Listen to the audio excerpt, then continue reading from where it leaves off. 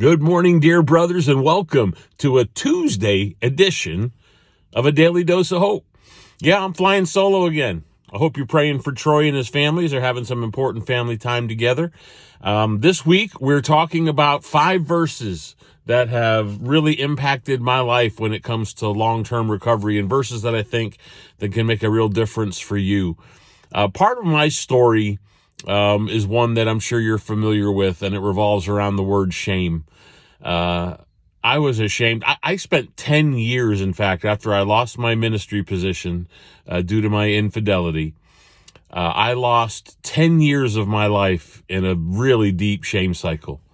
I tried to take my life on 2 different occasions during that decade, and I spent most of those days feeling sorry for myself, and really feeling like I was beyond God's grace. I knew my own heart. I knew my mind. I knew the predator that I was in my mind. I knew what seemed to be the relentless pattern of lust and issues of those kinds that dominated my heart. And I just never thought there was any hope for me. I love ministry. I love serving others.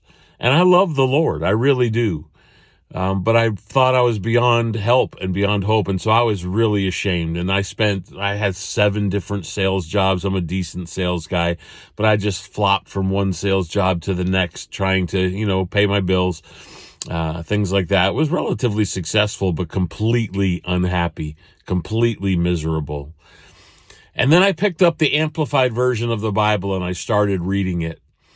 And for the first time, guys, in my life, God broke through. I allowed God to break through, however you want to phrase it. And I felt his love for me. And I felt that he hadn't given up on me and that there was hope for me. There was a future for me.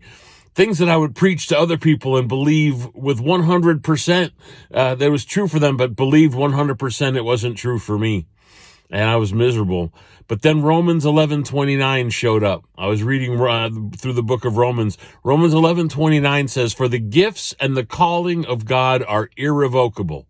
Now that part I'd heard before, but I just didn't believe it for me. But then the Amplified has those parentheses where it kind of amplifies what those words really mean in the original language. And it said these words, and it really struck a chord with me.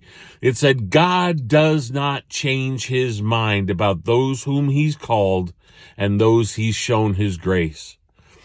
I don't know why. I don't know how. The timing of it was just absolutely supernatural. But those words, God does not change his mind, changed my mind. Blew me away. Chills went up and down my body. And I felt for the first time that grace was for me. You see, guys, God doesn't change his mind about you. You can't out-sin his love for you. You can't out-sin his belief for you, in you.